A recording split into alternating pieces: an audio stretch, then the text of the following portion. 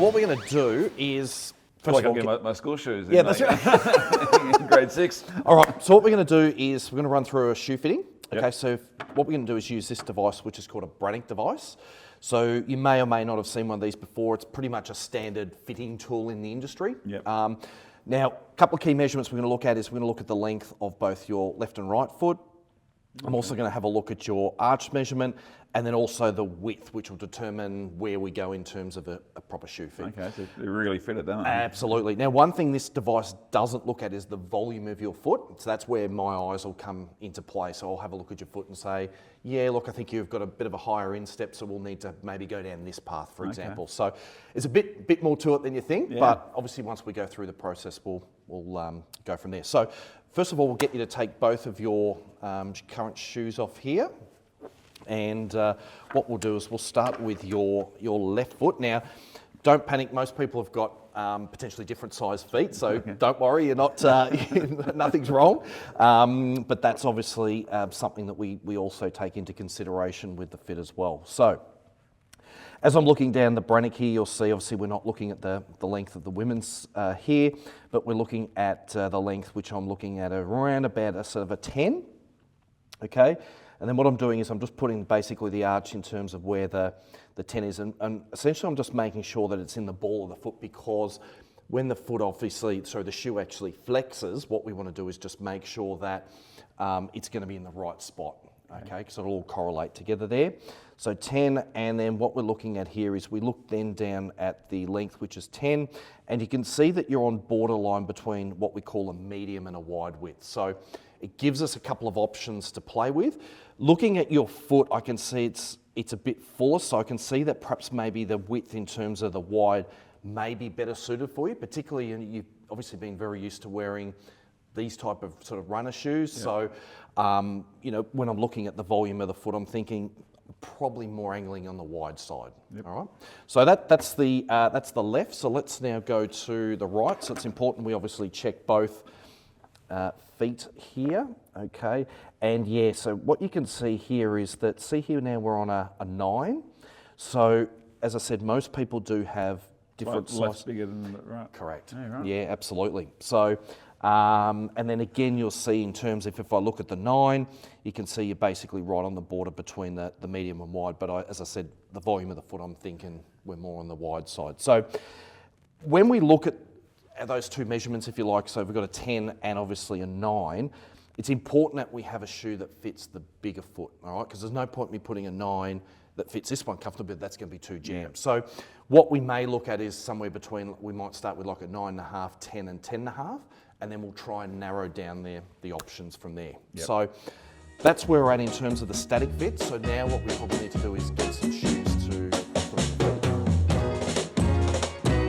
in the feet. This is the one I'm going to get for you to fit first. So this is what we call a quantum textile.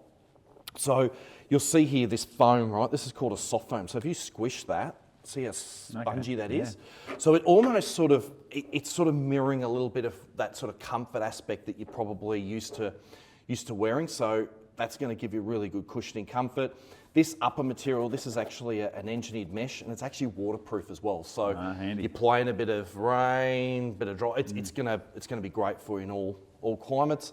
Now the outsole itself, even though it's a spikeless, so we look at, for example, what you're used to wearing in terms of your runner, but look how a little bit more aggressive that outsole is. So that's been designed to give you maximum traction on different lies. So you might play courses where the fairway is like this, where it's like this, and then obviously all conditions as well in terms of wet, dry. So it's been engineered.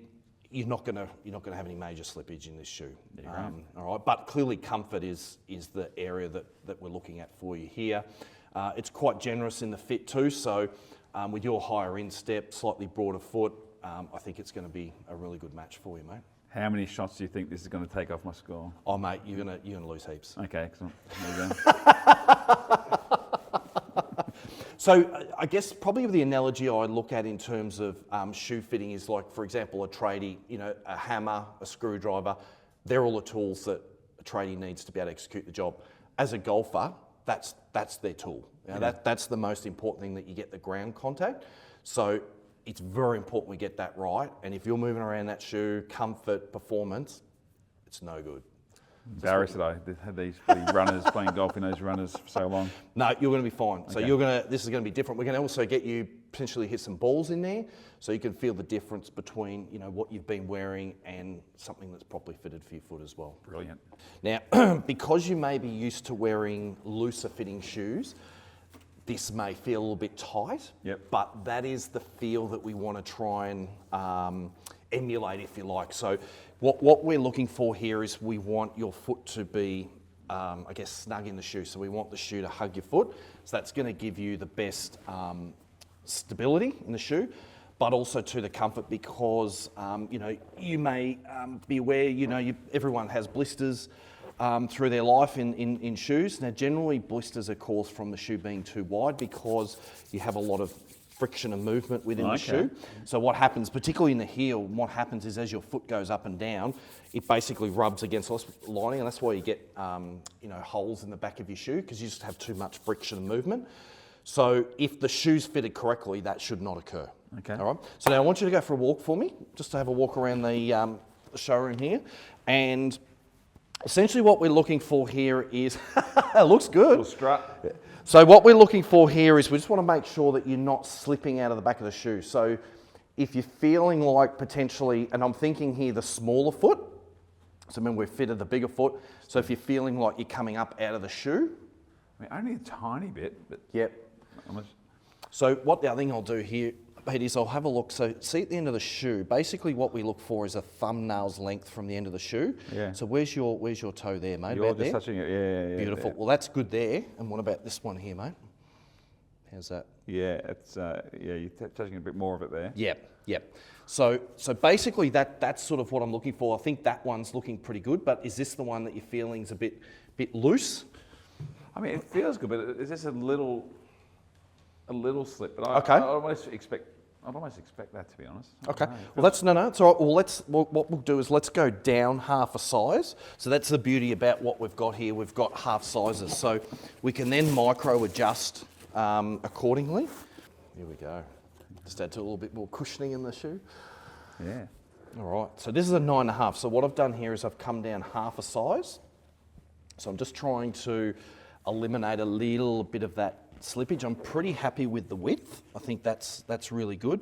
But now what I want to do is just try and eradicate a little bit of that feel that you had there earlier with the 10s. All right?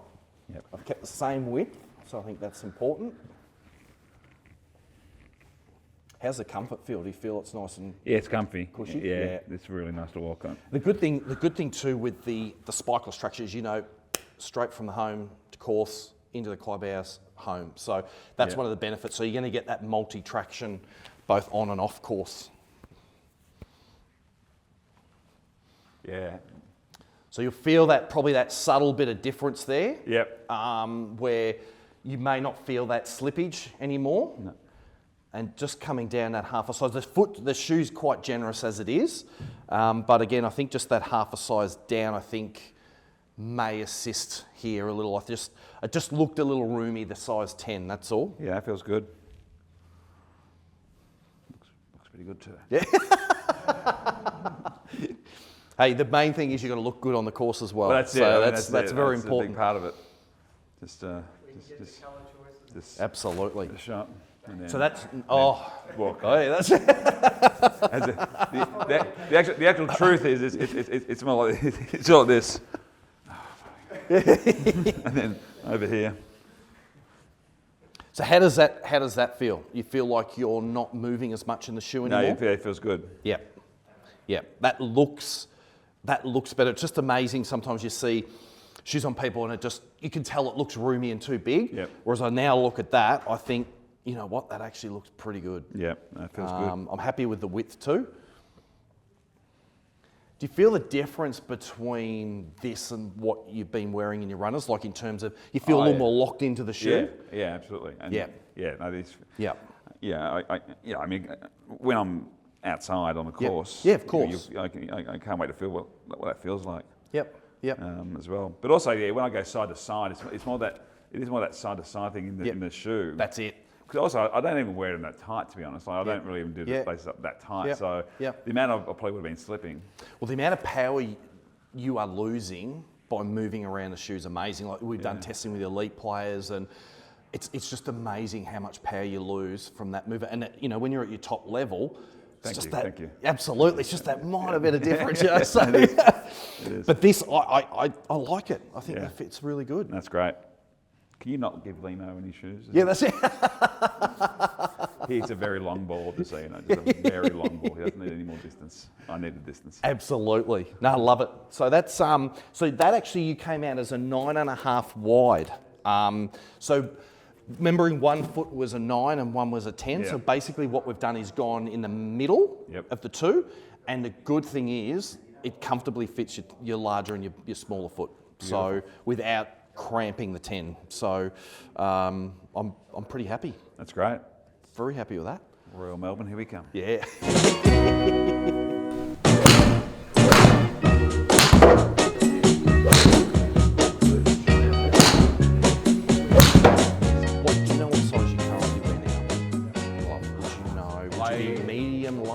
I reckon medium. Medium? I think I had been wearing a large, and somebody said that they thought it was too big for me. Cause oh, yeah, it's JL actually, yeah.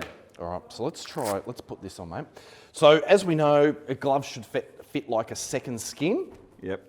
As you probably are aware. And what we're looking for here is we ideally don't want to pinch any of the leather. I want to see that this is flush at the end of your fingers. The other thing I want to see here, and I'm going to try a slightly smaller size, is I want about 1/4 or 1/3 of an inch of Velcro showing. The reason for that is leather stretches. So as that glove starts to give, it's going to become loose. So I want to be able to tighten. Now, if that's already over here, you can't really tighten it much more. Yeah. Right? So I want you to take that off for me. I'm going to take you down to another size here. Yeah, I've been wearing way too big a glove. Yeah, but you know what? It's like the shoes. People they just don't know. Well, you just kind of think, that feels like it should that's feel. It, like 100%. Because that feels like tighter than you would normally wear a glove. 100%. 100%. All right, let's try this one. The glove don't fit. You need to acquit. Yeah, that's it. Now, straight away, that's looking better. That's better. So, hang on. So what we're going to do there. There we go. Look at that. Yeah, I mean that's better. Because remembering it's all about, you know, feel from hand to club. Yeah. So again, if similar sort of what we're talking about with shoes too big, if this is too big, you're going to lose that feel and that grip. And remembering it's going to give, it's going to stretch its leather. Yeah. So that to me, I really like the look of that. That feels really good. Yeah, I mean, I would have put this on and gone, nah, I need like 3 sizes bigger. 100%. In previous years. 100%. 100%. And everyone's the same, and it's not until we go through these processes, but I can guarantee you now, see? No chance. Look at that, and flush right at the end of the fingers, and we've got the bit of Velcro there, we can adjust it through the round. How good's that? Look at that, mate, you're kitted out, you're done. Oh, mate. Look, he's got the new shoes here in the box and everything. It's all ready to go. Yeah, that's right. It genuinely feels like Christmas. It wants to go straight to course now. Yeah. Well, I know, I've got a few days to wait. Today feels like a turning point. I'm embarrassed that I've been wearing this regular sneakers around golf courses. That all changes now. I feel more stable in the shoe. I've already hit the ball probably 50, 60, 70 metres more than I usually have. So, I mean, now, is it long ball Limo or is it long ball Helliar? Let's find out.